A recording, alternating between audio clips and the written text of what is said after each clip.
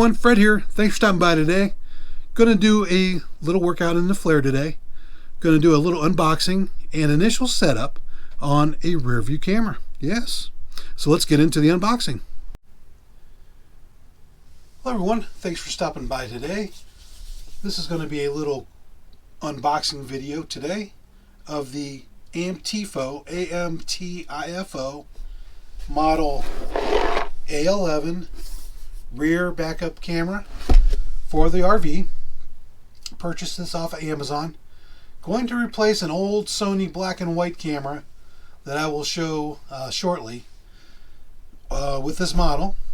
I was out on Amazon the other day trying to decide what would work best for here, and I thought the 10-inch model would probably be best because I have the room for it.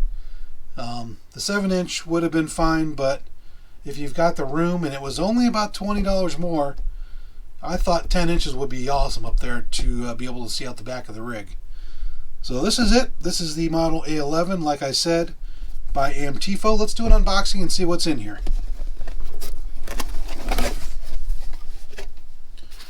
First thing out of the top, we have our instruction booklet. Nicely laid out with color prints. Should be easy to follow. Next we have the LCD monitor panel.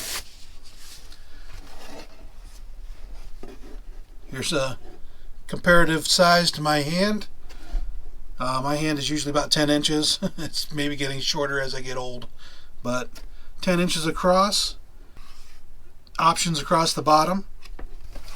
On the side we have two mounting bracket holes. Probably the SD card slot right there. Let me get that into view. On this side we have just the mounting bracket holes. On the back, antenna plug. Also a monitor, or the slot for, I'm guessing, the suction cup mount, which I believe this came with. So there's the LCD panel.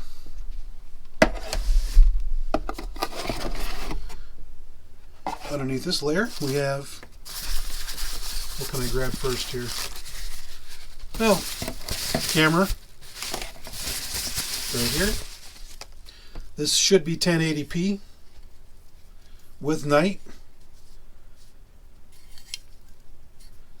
Right here's the antenna, mounting bracket. It's got some weight to it. Feels good to the hand. Doesn't feel cheaply made, let's put it that way. Just grabbing some things out of here. This is the hardwired cable for, looks like either the, hardwired cable for either the camera or the monitor. Second hardwired cable for monitor or camera.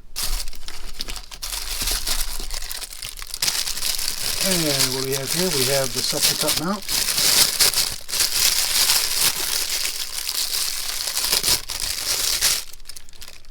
One of the options for the monitor.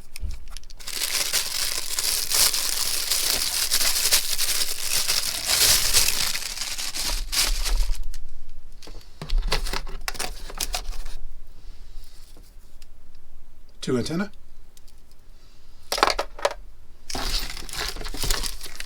Mounting bracket.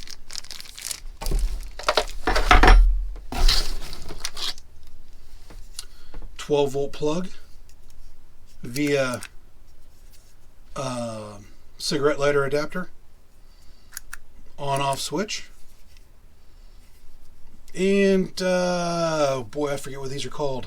Connector for power. What else is down in there? I can't see.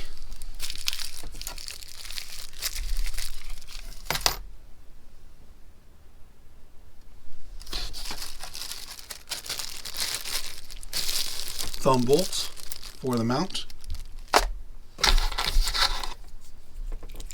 There's a couple of wire ties or wire connectors.